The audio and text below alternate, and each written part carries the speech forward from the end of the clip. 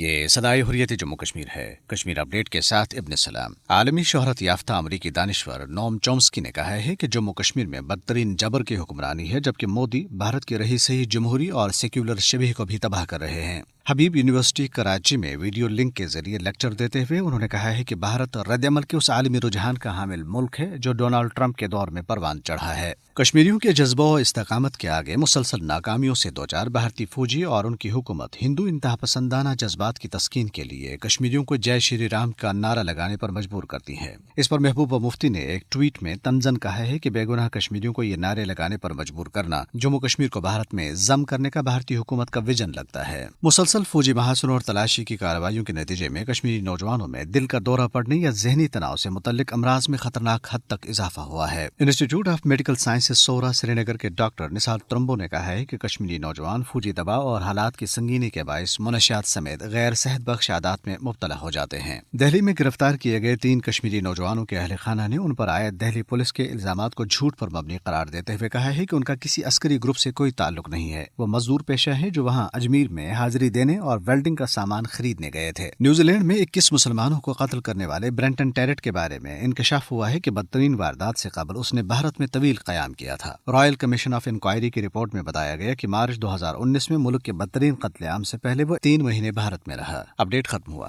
نام نہاد جمہوریت اور سیکولرزم کا لبادہ اوڑھے مودی حکومت دراصل انتہا پسند ہندتوا پالیسیوں پر عمل پیرا ہے۔ ایک طرف بھارت میں اقلیتوں کے ساتھ امتیازی سلوک برتا جا رہا ہے تو دوسری طرف مقبوضہ جموں کشمیر کی خصوصی حیثیت کو ختم کر کے جبر و استبداد کا بازار گرم ہے۔ بنیادی انسانی حقوق سلب ہیں اور اپنے حق خود ارادیت کے حصول کی جدوجہد کرنے والے کشمیریوں کی زندگیاں اجیرن بناتے ہوئے ہزاروں کشمیریوں کو جیلوں میں بند کیا گیا ہے۔ بھارتی عدالتی نظام تو پہلے ہی جانبدارانہ اور متنازع فیصلوں کی وجہ سے بے نقاب ہو چکا ہے اور اب بھارتی فوج اپنے ہندتوا نظریات ظاہر کرتے ہوئے مقبوضہ جموں کشمیر میں محاصرے اور تلاشی کی کارروائیوں کے دوران لوگوں کو خالص ہندو نعرے لگانے پر مجبور کر رہی ہے۔ جے شری رام نہ کہنے پر انہیں زدوکوب کرتی ہے اور کشمیر چھوڑنے کا کہا جاتا ہے۔ گزشتہ دنوں غاصب فوجیوں نے سری نگر کے علاقے HMT میں آدھی رات کے وقت گھروں میں گھس کر شہریوں کو باہر گھسیٹا، ڈنڈوں سے تشدد کا نشانہ بنایا اور انہیں جے شری رام کے نعرے لگانے کا حکم دیا۔ RSS کے گنڈا صفت کارکنان اپنے انتہا پسند ہندو ایجنڈے کے مطابق بھارت کو صرف ہندوؤں کے لیے ہی مخصوص کرنا چاہتے ہیں۔ مودی حکومت بھارت اور مقبوضہ جموں کشمیر سے مسلمانوں کو نکالنا چاہتی ہے اور اس حوالے سے ملک میں متنازع شہریت قانون متعارف کرایا گیا ہے جس سے کروڑوں مسلمانوں کی بھارتی شہریت داؤ پر لگی ہوئی ہے اور جس پر ہر شعبہ زندگی سے متعلق شخص سراپا احتجاج ہے۔ اقوام متحدہ اور انسانی حقوق کی تنظیموں کو چاہیے کہ وہ مودی حکومت کی انتہا پسندانہ پالیسیوں کا نوٹس لیں۔